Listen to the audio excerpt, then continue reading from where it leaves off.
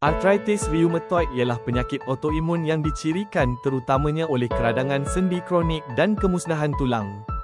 Penyakit ini lebih kerap berlaku dalam kalangan wanita pertengahan umur.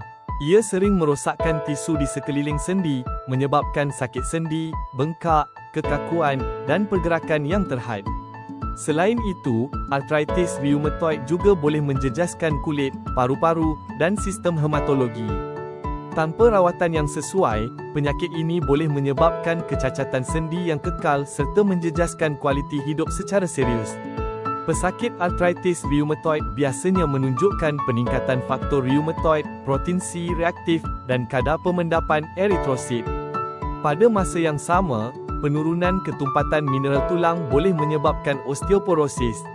Kekurangan vitamin D dan peningkatan sitokin keradangan seperti faktor nekrosis tumor boleh memburukkan artritis rheumatoid.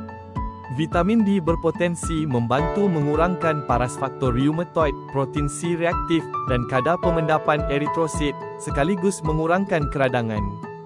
Vitamin D juga berpotensi mengawal TNF dan sitokin keradangan lain, sekaligus mempengaruhi sistem imun serta membantu melegakan keradangan. Selain itu, vitamin D berinteraksi dengan reseptor untuk mengawal penyerapan kalsium dan fosforus. Proses ini membantu mengekalkan ketumpatan tulang serta mengurangkan risiko patah tulang akibat osteoporosis.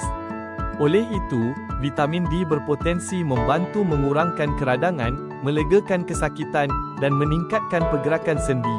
Akhir sekali, untuk penjagaan kesihatan, anda perlu mengambil 3 semburan sekurang-kurangnya 2 kali sehari. Orang yang mempunyai masalah kesihatan boleh mengambil 5 semburan sekurang-kurangnya 3 kali sehari. Sekian sahaja. Terima kasih.